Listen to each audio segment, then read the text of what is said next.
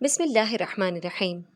حضرت علی رضی اللہ عنہ ایک بار گھر تشریف لائے تو حضرت فاطمہ رضی اللہ عنہا نے کہا، میں نے یہ سوت کاتا ہے، آپ اسے بازار لے جائیے اور بیچ کر آٹا لے آئیے تاکہ حسن و حسین رضی اللہ عنہما کو روٹی کھلاؤں۔ حضرت علی رضی اللہ عنہ وہ سوت بازار لے گئے اور اسے 6 روپے میں بیچ دیا۔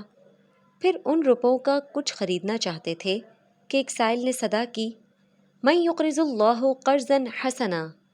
حضرت علی رضی اللہ عنہ نے وہ روپے اس سائل کو دے دیے۔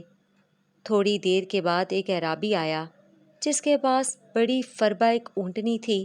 وہ بولا، اے علی، یہ اونٹنی خریدو گے؟ فرمایا، میرے پاس پیسے نہیں۔ اعرابی نے بولا، ادھار دیتا ہوں۔ یہ کہہ کر اونٹنی کی مہار حضرت علی رضی اللہ عنہ کے ہاتھ میں دے دی اور خود چلا گیا۔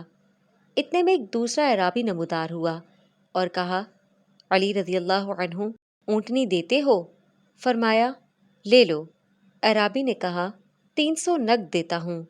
یہ کہا اور 300 نقد حضرت علی رضی اللہ عنہ کو دے دیے اور اونٹنی لے کر چلا گیا۔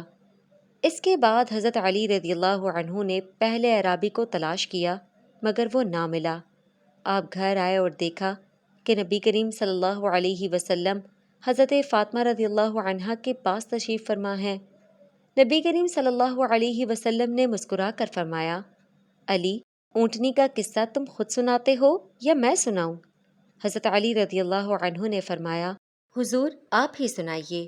فرمایا، پہلا اعرابی جبرائیل تھا اور دوسرا اعرابی اسرافیل تھا، اور اونٹنی جنت کی وہ اونٹنی تھی جس پر جنت میں فاطمہ سوار ہوں گی۔